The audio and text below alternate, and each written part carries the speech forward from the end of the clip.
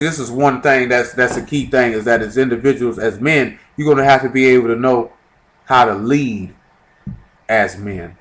You know what I'm talking about? And look what he say here in 1 Corinthians 14 and about verse 20.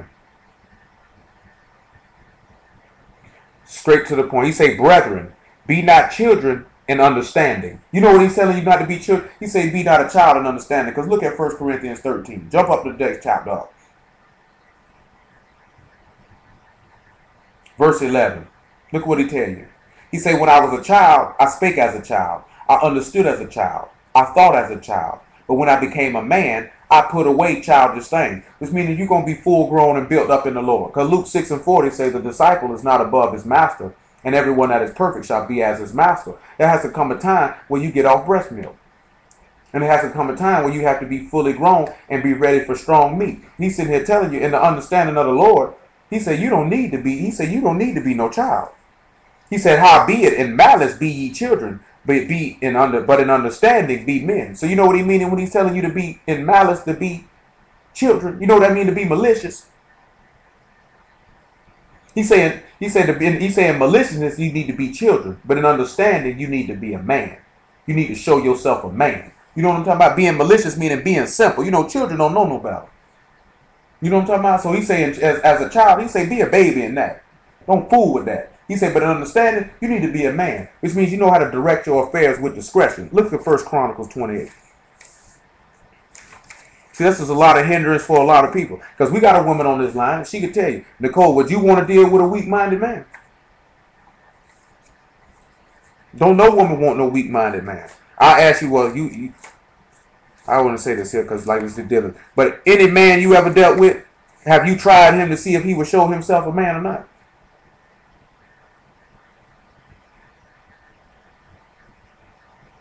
From that laugh, we'll take that as a yes. Because I told him earlier that every woman going to try a man to see if he a man or not. So.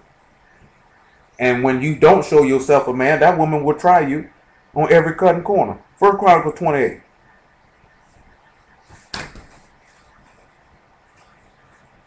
Let's see what it is. Look at verse 4.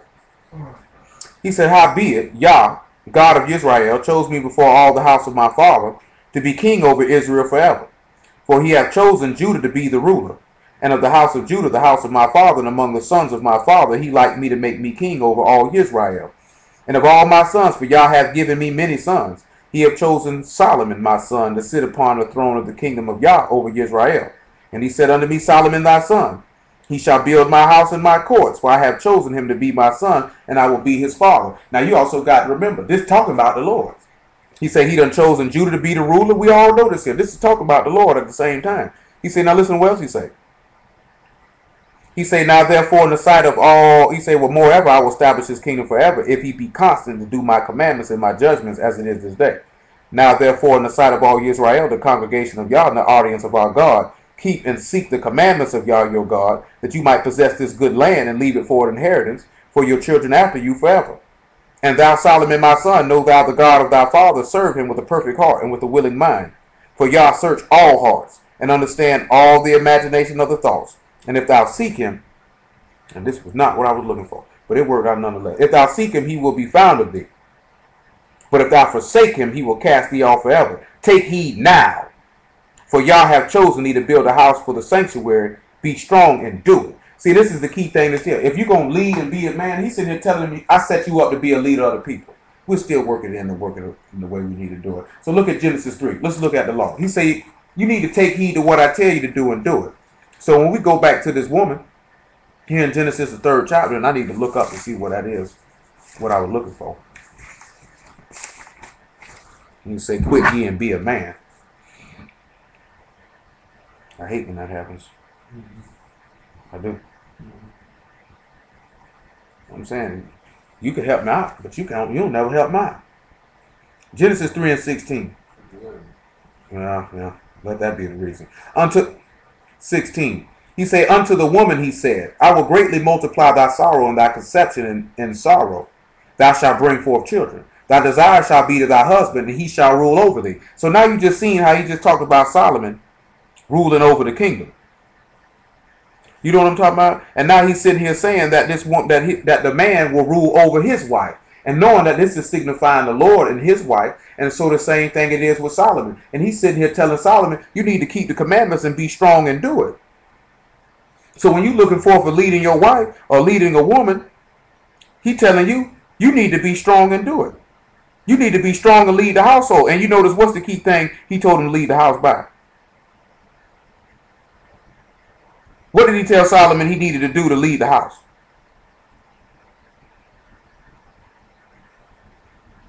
Yeah, but what else did he tell him though? Before he told, what was David telling him he needed to do to possess the kingdom to rule over it?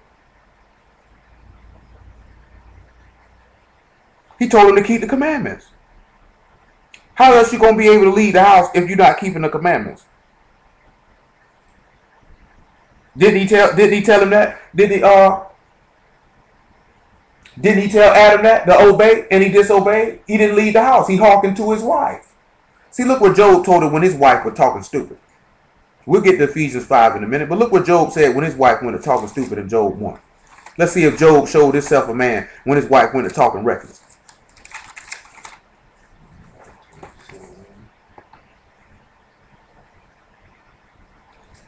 Yeah, the reason why was he listened to his wife. He didn't have to listen to his wife. He said, I hearken. No, he didn't have to. He had a choice. No, man, he just followed after the Messiah, just followed that pattern. He died for his wife. He didn't have to do it, though. Job 1 and about verse 5.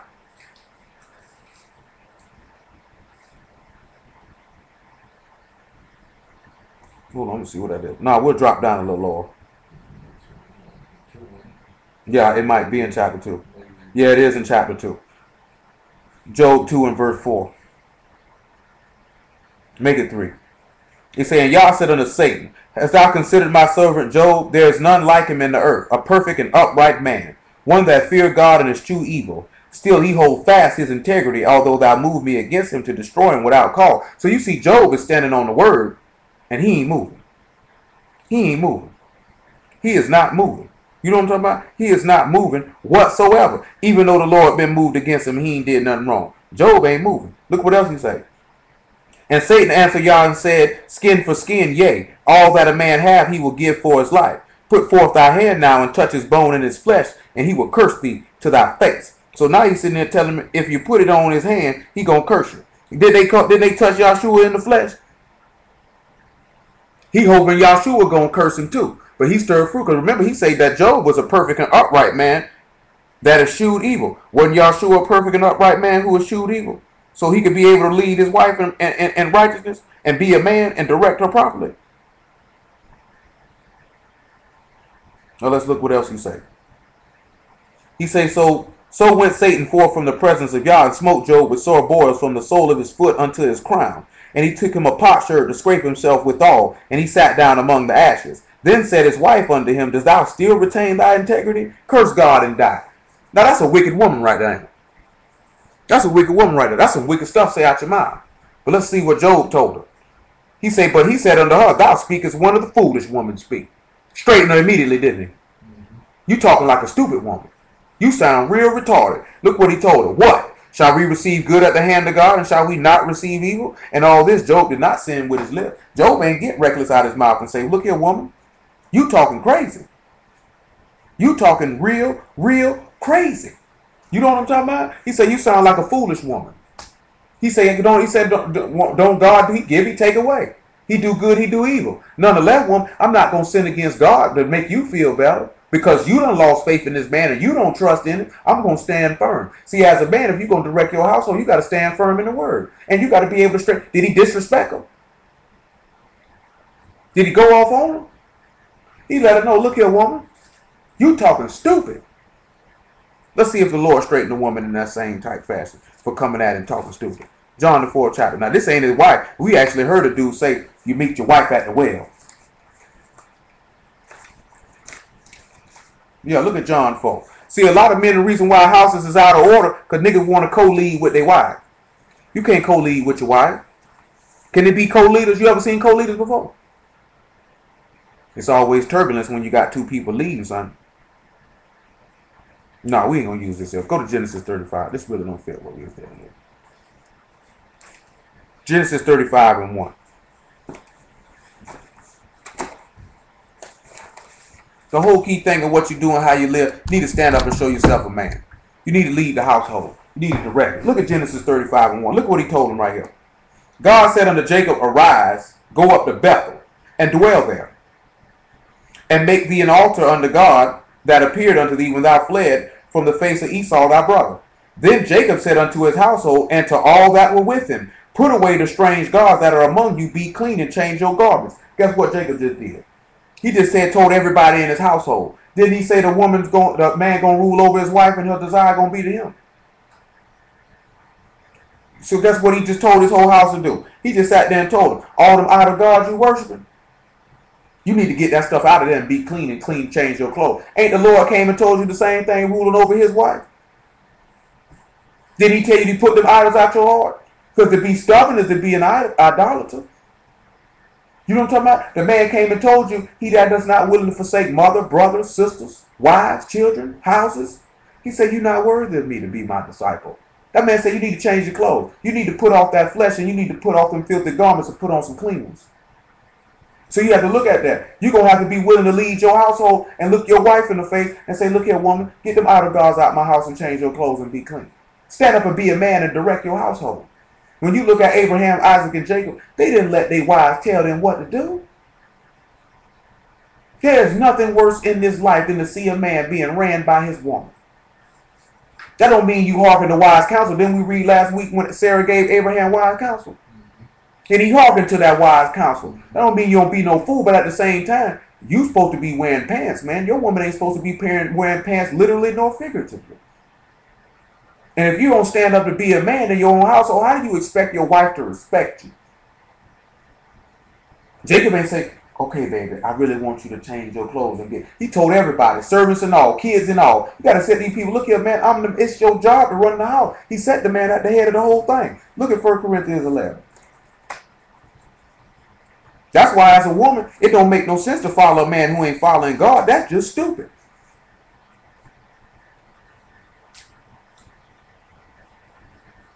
First Corinthians 11 and 1. See, we just referenced this earlier. He said, be ye followers of me, even as I also am of the Messiah. Now I praise you, brethren, that you remember in all things and keep the ordinances as I delivered them to you. Now he said delivering ordinances. Where would you find the ordinances at? In the law. In the law. We just read one of the ordinances. Didn't he say the man will rule over his wife? He said, I'm delivering you the ordinance. Now this is why he come and tell him. I would have you know that the head of every man is the Messiah. And the head of the woman is the man. And the head of the Messiah is God. And we referenced Numbers 27 earlier when he says, set a man over the body, over the congregation. Meaning that man is that means the Messiah is the head of his wife. And you're supposed to be the head of your wife. Now let's look at Ephesians 5. That means you need to know how to direct things. You need to know how to direct your house.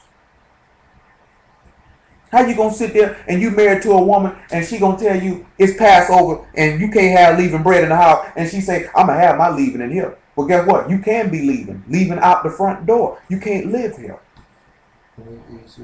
Ephesians 5 and 22. You can't live here.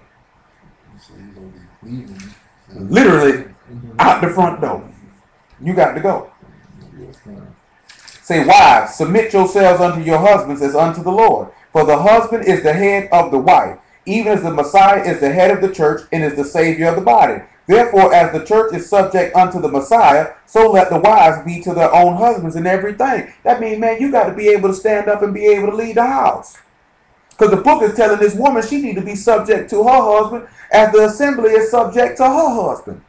That means you're going to be able to, did the Lord compromise and bend his word for any time for his wife? Did he do that? Or did not we just read how this man said, if you don't repent, you're going to go to hell too? Or did he not tell these people, believe the gospel and repent, that you might be saved? That means, look here, man, what I tell you to do, woman, you need to follow that. Because the man told you the things that I speak for your profit. I speak things that are right.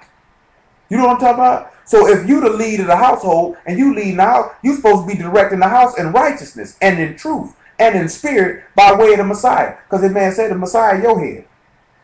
And we just dealt with following him. And if you following him, you walking in holiness. You walking in codestness. And if you walking in that, that means you walking in a perfect way. Why wouldn't your woman want to hearken to that? You got to be able to man up and be able to not be dealing with their woman's feelings. So look at Isaiah 58:1. See, a lot of times the reason why y'all can't man up because you worry about what she going to say about her getting mad. She can get mad all she wants. If you telling her to, if you telling her to go by how what the book say and she don't want to do that, who she really mad with?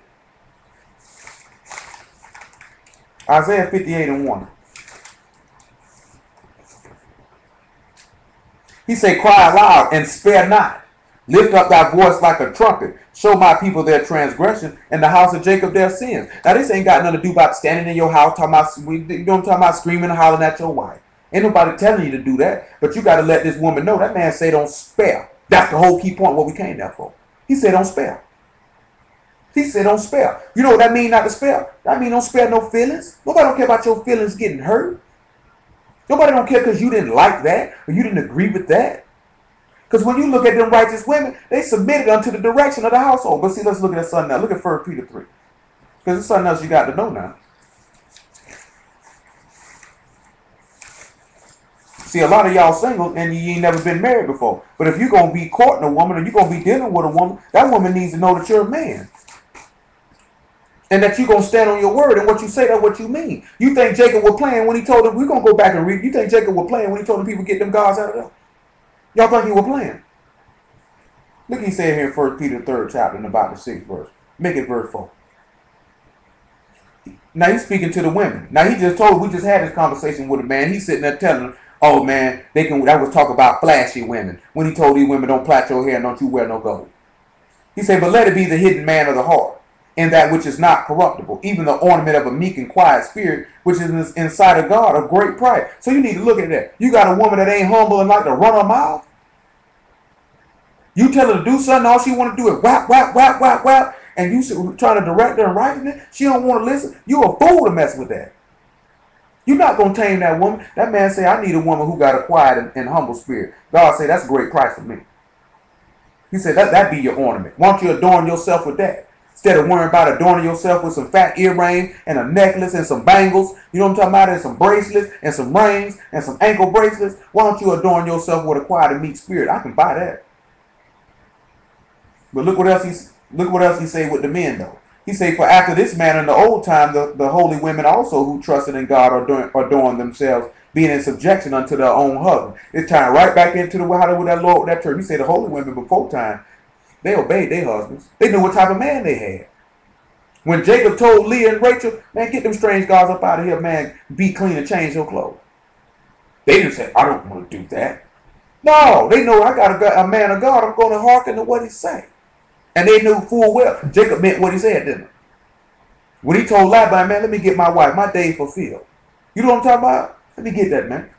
He said, my righteousness is going to prove me out. But that's another story for another time. He said, even as Sarah obeyed Abraham, calling him Lord, whose daughters ye are, as long as you do well and are not afraid with any amazement. Likewise, ye husbands, dwell with them according to knowledge. I mean, you need to dwell with them according to the word. You need to know how to treat your wife. You know what I'm talking about? See, a lot of dudes, they don't know how to treat their wife. They feel like a lot of Hebrew dudes find out that woman got to listen to him, and they go buck wild with it. You know what I'm talking about? He said, dwell with your wife according to knowledge. He said, giving honor unto the wife, as unto the weaker vessel, as being heirs together of the grace of life, that your prayers be not hindered. He said, you need to give honor to your wife, that y'all can inherit this together. You know what I'm talking about? See, now this talking about two people that's saved, two people that's walking according to the word. He said that your prayers don't be held up. You know what I'm talking about? That your prayers don't be held up. You need to know how to dwell and honor your wife properly, looking at how the Lord honored his wife. Let's go back to Ephesians 5. We get back to Genesis 35 in a minute. Well, you look like you ready to doze right now.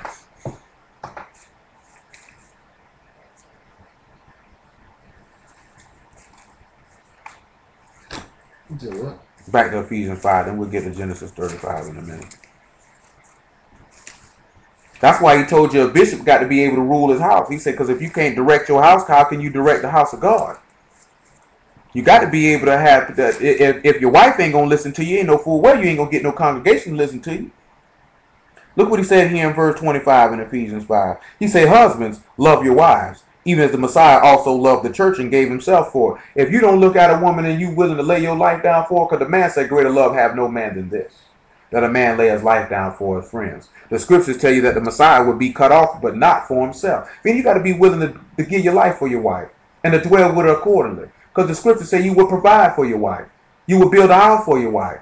You know what I'm talking about? You wouldn't put your wife before anything other than the Lord. The Lord will come before your wife in any other matter. Other than that, you're not going to put nobody before your wife. Drop down about verse 28, I should say. He says, so men ought to love their wives as their own bodies. He that love his wife, love himself. For no man ever yet hated his own flesh, but nourished and cherished it, even as the Lord the church. Now see, this is very important. You see how this man say, ain't no man hate his own flesh? If you got a man who's going to beat his wife, who's going to lie to his wife, who's going to cheat on his wife, who's going to disrespect his wife, who's going to abuse his wife, whether emotionally, do all these things, that man don't love himself. That man hate himself. Because the man said, you don't hate your flesh when you do that. You just because you know that you got to be a man and stand firm on the convictions of the word, don't give you license to disrespect your wife. He said you need to be able to know how to cherish your wife and honor your wife. Because this is dealing with what you was mentioning earlier. You got to be able to balance being nourishing your wife and honoring your wife to being so simple where you worry about, well, why you upset? Why you angry? You know what I'm talking about? Yeah. Nigga, just do what I told you to do. You know what I'm talking about? I'm asking you, but also you got to look at it this here. If your wife don't want to listen to you, if what you got to look at yourself is it things that I'm doing that's not right with the Lord, then why he ain't put it in this woman's heart to listen to me? You know what I'm talking about? It's you doing what you supposed to be doing. But if you asking this woman to do something simple, hey woman, the book say you supposed to keep the house. Keep your house, man. You know what I'm talking about? Good grief. I shouldn't have to tell you to do this. You shouldn't have to be told, woman, to cook something to eat. You shouldn't have to be told to wash dishes. You shouldn't have to be told to wash clothes, knowing that that's your house and that's part of your salvation. That man shouldn't have to tell you that. You look at if your husband tell you something and you don't agree with it, guess what? Guess what you got to do? You got to suck that up, and you got to be man enough that when you say that and that's what you mean, to be firm on that, you're not gonna move. Because guess what? You know what sharks do when they smell blood? Guess what a woman gonna do when she smell weakness? She gonna attack. You got to be firm. You can't be moved. All right, go back to Genesis 35. See, a lot of times we've been taught that you got to cater to a woman and do this here. Ain't nobody telling you don't love your wife. Hey, man, if you know your wife like certain types of shoes and outfits, you know what I'm talking about? Cop that for her. You know what I'm talking about? You know you like to go out to eat, man. Don't be scared to take your wife out to eat. You know what I'm talking about? You know you like to wear cologne. Get her some perfume, too. You ain't got to be all material, nigga, rubber feet, man. I'm just saying, period, though. But look here, you can say that about being material, but like I said, nigga, you know you want to go out here and get you a plate of chilies. You ain't going to bring, you got niggas who will go out to eat, don't bring their wife back none to eat. Yeah, I rather cook at the crib, man. Okay, all right, that's all. Everybody don't go cook at the crib, though. Some people like to go down sometimes, let somebody cook for them, and let's sit down and chew. Niggas ain't got nothing like that. Nigga, rubber feet, man. You know what I'm talking about? You want to show affection, rubber feet. You talking about show affection? Look at, man. Look at, we ain't talking about that. Nigga, but you got to look at, nigga. Look at, though. Your wife pregnant, though. But see, with your wife pregnant, but guess what, though? That's even more so when she pregnant. I didn't get her materials. You know what I'm saying? I ain't saying all that about no material. I'm just saying, nigga, if you don't go around here. Don't just say the material. I ain't just saying the material, but just don't be sliding out here talking about, hey, man, I want to cop me a new fit. Don't get your wife, but your wife might want a new fit. Mm-hmm. I can dig it. You want to wear, you want to smell fresh. Your wife might want to smell fresh. Mm-hmm. You go get a haircut. Your wife might want to get her hair done. I mean, come on, man. But you got niggas who do that. Mm-hmm. Mm-hmm. Indeed. You know what I'm talking about? Still rubbing feet, man. You get them ankles. You know what I'm talking about? But it's even more so. You got niggas, they wife pregnant. They don't even want to help the woman out. I done heard women like this. How you gonna like to see if you see this woman pregnant, she laboring around, moving around, you don't even give her no assistance. And you say you love her. Like, I've seen that. These people weren't married, though. You know what I'm talking about? But they were shacked up in the house playing like they were married. You know what I'm talking about? Look at verse 3 in Genesis 35. Now, after he told them to get all that stuff from among them, this is what he said. He said, let us arise and go up to Bethel, and I'll make there an altar unto God who answered me in the day of my distress, and he was with me in the way which I went. And they gave unto Jacob all the strange gods which were in their hand, and all their earrings which were in their ears, and Jacob hid them under the oak, which was by Sittim. And they journeyed, and the terror of God was upon the cities around about them. They did not pursue after the sons of Jacob. You see what happened right here? These people were scared. You know what I'm talking about? Because he seen what they said. When he told his people to do that, and his people got all them false gods with him, God was with them. Don't you know if you can direct yourself in righteousness and direct your house in righteousness, God gonna be with you. You can't be no coward now. Because he said no effeminate man ain't getting in. You can't be no coward. You got to man up, lead your house. You got to show that woman off the rip. Ain't nothing wrong with making sure you and your wife is on one accord and in tune, but at the same time, don't be no chump now. Don't be no simp. Y'all know what a simp is, don't you? No. Any of y'all know what a simp is? Y'all know what that is? Yeah, no, that's what, Drew said it, simple-minded. But Nicole just told you, simp is old sucker for love nigga. A nigga who will let a woman rule over him in hopes that that woman will be with him or he can get some type of physical gratification from this woman. And he will allow this woman to disrespect him and run over him in every shape, form, or fashion possible. Yeah, you know what I'm talking about? And won't stand up and be no man. Don't be no simp. You got to be a man. Look here, I done looked pretty women in the face and told them, you ain't that pretty. And you ain't that fine. I don't want to have sex with you that bad. For me to compromise what I stand for. Because what I stand for, it's like they say, y'all hear it all the time. Niggas say, all I got is my testicles and my word. And I can't break them for nobody. I can't go against what I say I stand for to please no woman. Now you see, Jacob ain't go against God's word to please his wife. He told everybody, not just his wives now, children, his servants, everybody in the house. You think ain't the Lord did the same thing? Because I talk about the Lord. He said, get them idols from among you and change your clothes and get clean. So you got to be able to look everybody in your household and say, change your clothes and get clean. And some of y'all stay with your parents, so it's obviously you can't look at your parents and look them in the face and tell them that. You know what I'm talking about? Because you know what they're going to tell you? You know what they're going to tell you? Nigga, get out, get your own house. You know what I'm talking about? But you have to sit there and look at that. If you staying with people in Passover coming around and you know you can't have no leaving bread in the house, what you going to do? You going to stick around these people? You going to have your wife cause you to sin? You going to have you tell your wife we don't celebrate Christmas, she bring it in here? You going to let her cause you to sin?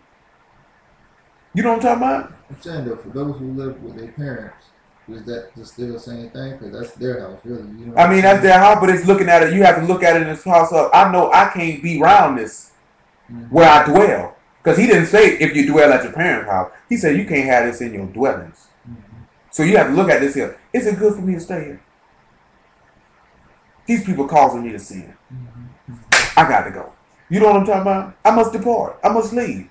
But this is dealing with you're going to be a man, be a man. Because we looking at Adam. Adam talking to him. We could go and look at Ahab. Look at 1 Kings 20. See, let's go look at Ahab. See, Ahab ain't stand up and wasn't no man. See, if you're going to be a man, stand up and be a man. You know what I'm talking about? Don't be no chump. Yeah, don't be no chump. You know what I'm saying? There's a lot of dudes don't like me because they know I'm not going to budge. I'm not going to be moved. 1 Kings 20. Or is it that 2 Kings 8:19? I'm sorry. 1 Kings 18 is actually where we need to go at. It sounds like everybody muted their mics at the same time.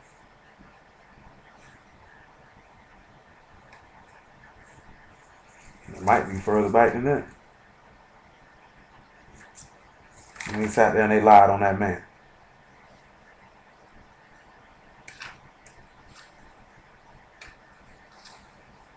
Let me see what this is. Let's see what about this man. With Jezebel. Everybody done heard of Jezebel. Jezebel wasn't no Israelite, y'all. She was an old strange woman. He was married to an old strange woman.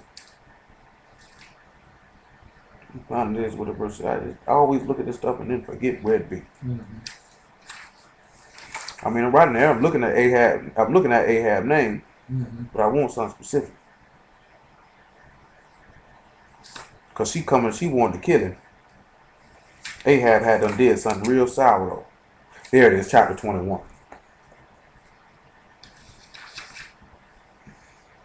1 Kings 21. See, this is an example of a man not being a man and standing up to his wife. It said, it came to pass after these things that Naboth the Jezreelite had a vineyard, which is in Jezreel, hard by the palace of Ahab, king of Samaria. And Ahab spoke unto Naboth, saying, Give me of thy vineyard, that I might give it, that I may have it for a garden of herbs, because it is near unto my house. And I will give thee for it a better vineyard than it. Or, if it seem good to thee, I will give thee the worth of it in money. Now, this is the reason why it's in the law. A man cannot take another man's inheritance. This is why you see in the king offering them to swap out vineyards or to pay him for it. Because king or no king, you can't take a man's inheritance. What's his is his. You hear me? Look what he say. He said, Naboth said to Ahab, Yah forbidden me that I should give the inheritance of my fathers unto thee. And Ahab came into his house heavy and displeased because of the word which Naboth the Jezreelite had spoken to him. For he said, I will not give the inheritance of my fathers. And he laid him down upon his bed and turned away his face and would eat no bread. But Jezebel his wife came to him and said unto him, Why is thy spirit so sad that thou eat no bread? And he said unto her, Because I spake unto Naboth the Jezreelite. And he said unto him, Give me thy vineyard for money, or else, if it please thee, I will give thee another vineyard for it. And he answered, I will not give thee my vineyard. Jezebel his wife said unto him, Dost thou now govern the kingdom of Israel? Arise and eat bread, and let thy heart be merry. I will give thee the vineyard of Naboth the Jezreelite. Now we know Deuteronomy 17 say what the king's supposed to keep, right? Yeah. Now in Deuteronomy 17, the book say, the law say the king is supposed to keep the book of the law. That's why Ahab was sad. Ahab knew he couldn't take this man's vineyard, didn't he? Yeah, that what you said? Yeah, I know it. I'm just repeating that for them. They didn't know it. No, I said it. You said no. Oh, no. I'm talking about. We're going to read how she going to get it to him. My head on, because you said no. Then you start. Oh, no. We're going to read how he gave it to him. But guess what, though? She heard what this first thing this wicked woman said out of her mouth. Aren't you governor over Israel? So you feel like how most kings or people feel. I can just take it. Ahab was sad because he knew he couldn't take that. He knew what the law said. Let's look what happened. Verse 8. So she wrote letters in Ahab's name and sealed them, and with his seal, and sent letters unto the elders and to the nobles that were in the city dwelling with Naboth. And she wrote in the letters, Proclaim a fast, and set Naboth on high among the people, and set 2 men, sons of Belial, before him to bear witness against him, saying, Thou didst blaspheme God and the king. Then carry him out and stone him, that he may die. And the men of his city, even the elders and the nobles who were inhabitants in his city, did as Jezebel had sent unto them, and it was written in the letters which she had sent unto them. They proclaimed a fast, and set Naboth on high among the people. And there came in 2 men, children of Belial, and sat before him. And the men of Belial witnessed against him, even against Naboth in the presence of the people, saying, Naboth did blaspheme God and the king. Then they carried him forth out of the city and stoned him with stones. Did he die? This sound familiar to y'all in any place? What? That sounds familiar with... Oh, what that sound like to you, Dwight? No, that ain't what it is. That's what they did to the Lord. They didn't proclaim a fast. But you know what I'm talking about? But they came and got the man, and they bare witness on him because he did not want to give them their vineyard, which was his inheritance. So wicked men set things up together to take him out.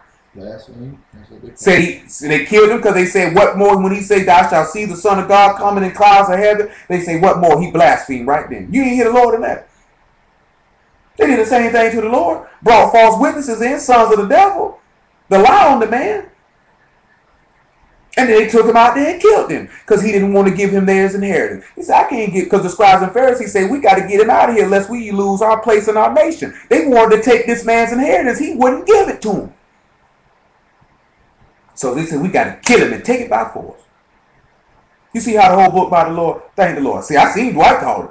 He was over there grinning like somebody had put a bowl of beans and rice in his face. Yeah, I said it. You don't like beans and rice? Yeah, all right. Oh, it's all right now. It's all right now. I like beans and rice. I thoroughly enjoy beans and rice. I prefer brown rice. Maybe even wild rice. I don't do white rice. I don't do white rice, though. Listen to what he said. And then they carried Yahshua out forth of the city and killed him.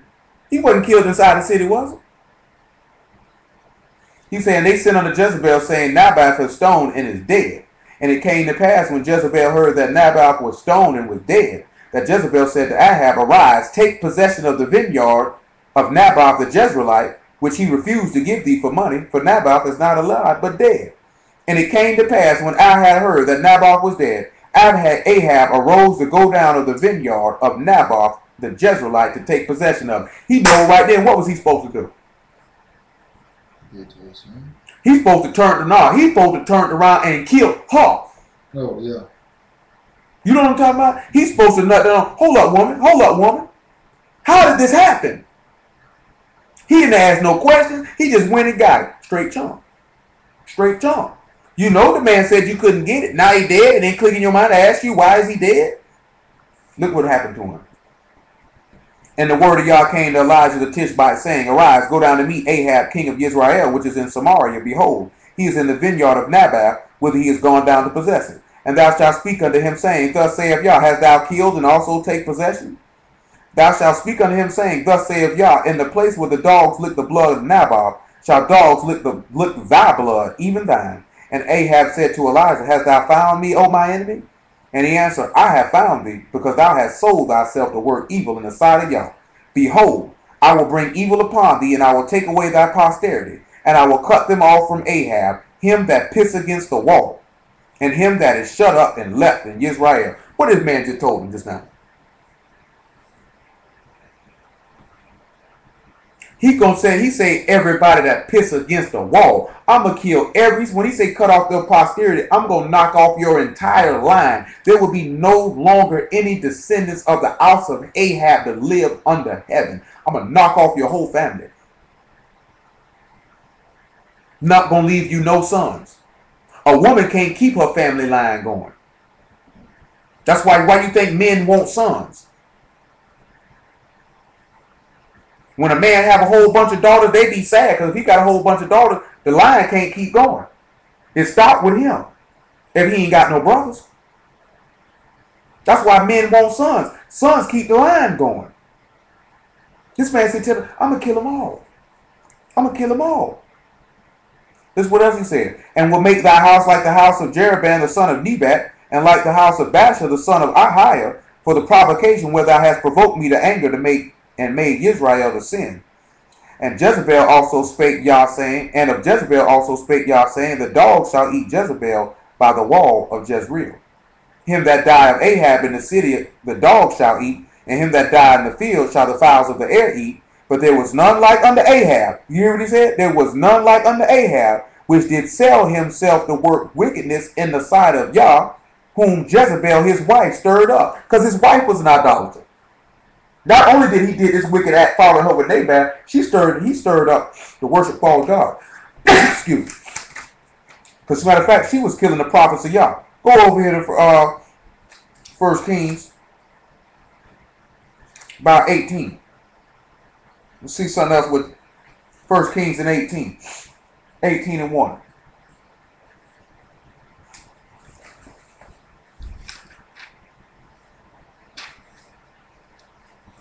Yeah, 1 Kings 18 and 1.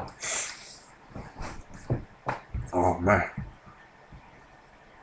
That was a rough one right there, buddy. You sickly, nigga? No, I just had to sneeze, man. You don't sneeze sometimes? Good grief. He said, it came to pass after many days that the word of Yah came to Elijah in the 3rd year, saying, Go show thyself unto Ahab, and I will send rain upon the earth. And Elijah went to show himself unto Ahab, and there was a sore famine in Samaria. And Ahab called Obadiah, which was the governor of his house. Now Obadiah feared Yah greatly. For it was so, when Jezebel cut off the prophets of Yah, that Obadiah took 100 prophets and hid them 50 by 50 in a cave, and fed them with bread and water. Not only did this woman work that work, but she got the people, she done convinced this man to worship idols. She done convinced this man to slew the prophets of God. Does that sound like a man who's standing firm in his house? And for him not standing firm in his house by standing according to God's word, he didn't gird himself up and show himself a man. She got the whole house cut off. Following behind his wife, got the whole house cut off. So as a man, you got to stand on God's word, and you can't be having word about if your wife gonna get mad. She just gonna have to be mad. That's what's wrong with a lot of dudes. They don't want to stand tall and be no man. You got to stand tall and be a man. That thing of following behind your wife, doing mess up everything when you could have just stood tall and be a man. That's the whole key thing of what he's telling you. Stand tall and be a man. Stand firm and be a man. Don't be no chump. The man told Solomon, rule over the whole house. I set you over my wife now. Keep the commandments of God and direct my wife. And direct my wife. That's what the king supposed to do. You're standing over this man to watch over his wife. So you got to sit back and you following the same similitude in the pattern in the household. Stand firm over your house and direct your wife. She don't want to obey by the word of God. Guess what happened? You can leave. It's not a big deal. You can depart. There's a side door for you. We'll get rid of you. You know what I'm talking about? That's the same thing what happened with Queen Vashti. When Xerxes said, come here to me, woman, she didn't want to come. They say, hold up, man. You got to do something about that. Because if you don't do that, all the women in the kingdom going to think they can disrespect their husband. They put a decree. Every woman, small or great, free or bond, no matter the case may be, you better listen to your husband. Or it might cost you your life.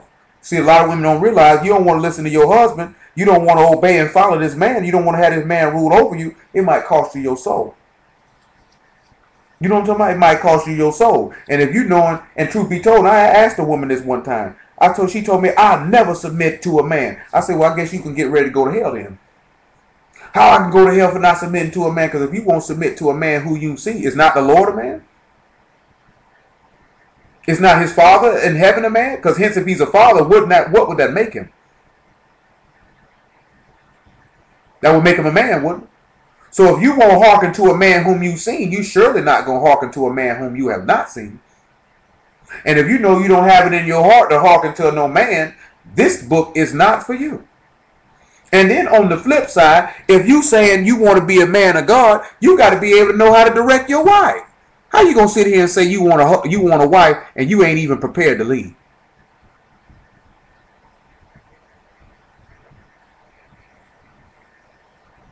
No, if you leave, not while that person is living.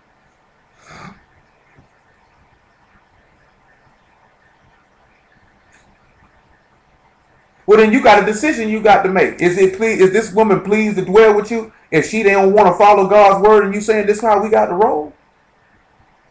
Is she really pleased to dwell with? I mean, you can stay there. The book, Paul say, I'm speaking my opinion. You can stay there if you so choose. But I can't see how you want to stay with somebody who constantly not doing what you telling them to do. And you saying we follow the book. And you claim you believe in him, man, and you love him.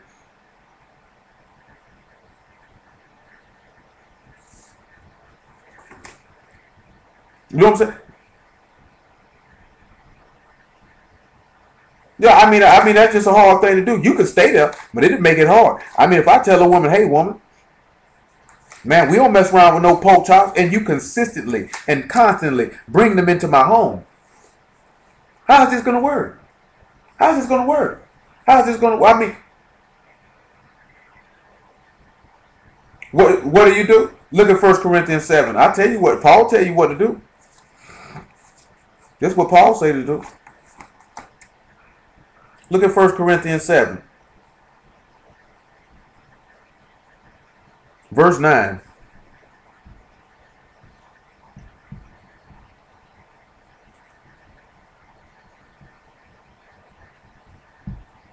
First Corinthians 7 and 9.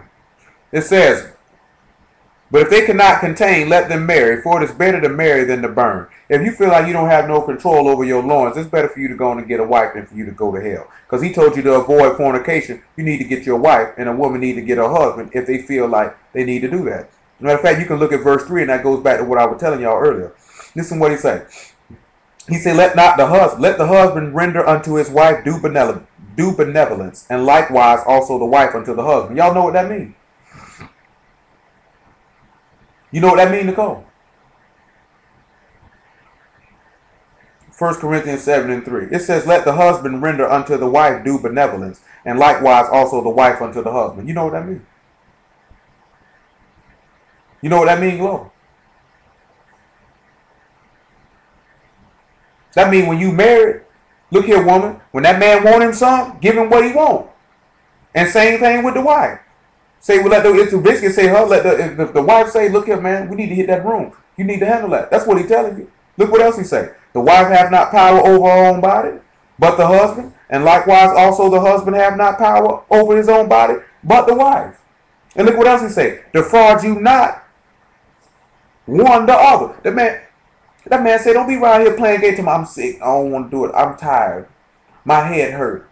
You know what I'm talking about? Man say don't defraud your husband and don't defraud your wife. Look why he tell you to do it. He say except to be with consent for a time. He say except y'all done agreed on it. He say that you might give yourselves to fasting and prayer and come together again, that Satan tempt you not for your incontinency. So you see what it's telling you? See, when you around here telling your wife you ain't going to give her none, and you telling your husband he ain't going to give you this, that, that, and the other, you allow Satan to be able to get in there. To tempt you, to try you, the way you might be drawn away and sleep with another woman or sleep with another man. Ain't no way in there with this. Now guess what the book just told you? The book say you married. Look here, man. That woman want that. Give her what she want. Then that man want that. Give him some. Then he won't go looking for something nowhere else. He said, "Don't defraud your wife." And these niggas telling you you can't have sex unless you trying to get married. This man to tell you, man, don't defraud your wife now. Don't defraud your husband now. Niggas just dumb. You know what I'm talking about? Drop that down to verse 10. He say, "No, I wouldn't do it. I mean, we can hold out for 24 hours. It ain't that serious. You're talking about we got 6 days we can get freaky. You can hold off for 1 day."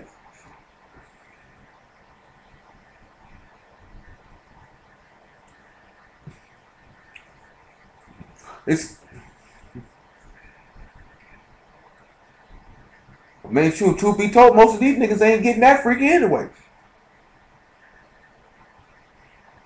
I ain't gonna say all. Some of these niggas, I say most of these niggas ain't that freaky no way. Talking about they gonna be like, they seem like some of them, male or female, like they say, you ain't wanna hunt now the day out the week. You wanna wait till the Sabbath. Now you wanna hunt. We could have did it every day this week. Now you wanna wait till the day of rest. You wanna do some hunting. Nigga, sit down and chill out. And it said, "Unto the married I command, yet not I." Look what he say now. Verse 10. Look at what he say. He say, he say, "Unto the married I command." Say 1 Corinthians 7 and 10. He say, "Unto the married I command, yet not I, but the Lord. Let not the wife depart from her husband." We read that in Mark 10. Well, we didn't read it today. Mark 10, he say, "If any man depart from his wife and marry another, he be an adulterer. And if the woman put away her husband and marry another, she's an adulteress." Because he said in Malachi, he hate putting away. That man just said he didn't command it. He said the Lord commanded, "Don't depart from your wife now." And he said, there's a lot of people going to hell. A lot of them know it, they just don't care. A lot of them know it, they just don't care. Don't think the Lord ain't had. Look at. Guess what though? Don't think the Lord ain't never had nobody send them through and mention this scripture as a testimony against them. Don't think they ain't never heard it.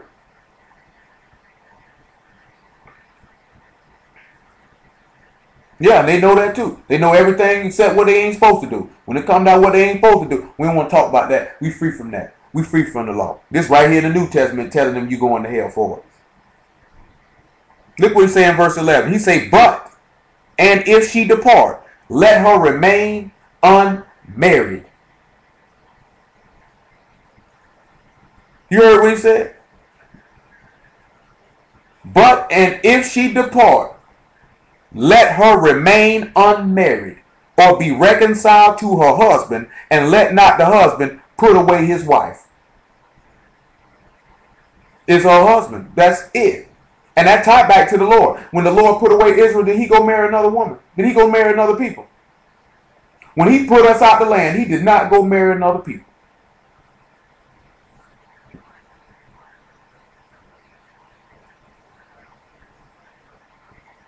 Didn't do that. Look what else he say. "And if the woman which have a husband that believe not." See, now this is talking about a woman who's saved and her husband ain't saved. "And if he be pleased to dwell with her, let her not leave him. For the unbelieving husband is sanctified by the wife, and the unbelieving wife is sanctified by the husband. Else were your children unclean." It's still in 1 Corinthians 7. We ain't went nowhere. That's verse 14. I ain't jump a verse. He say, "But now are they holy." He say, "But if the unbelieving depart, let him depart. A brother or sister is not under bondage in such cases, but God has called us to peace. Now, see, a lot of Israelites will take that and saying, see, you can marry somebody. No, he say, if that nigga leave, let him leave. You know what I'm talking about? He said, you ain't called. They didn't tell you can go get you another wife. They didn't say you could get another husband. Is that what he said?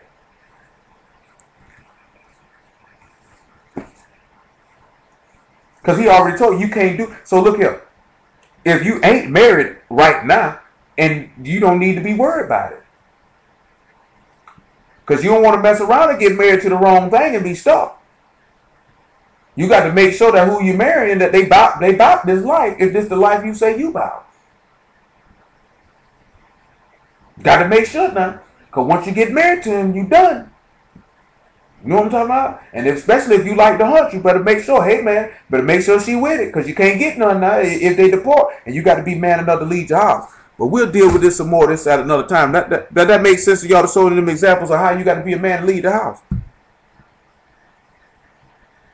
You got to be able to be a man. You got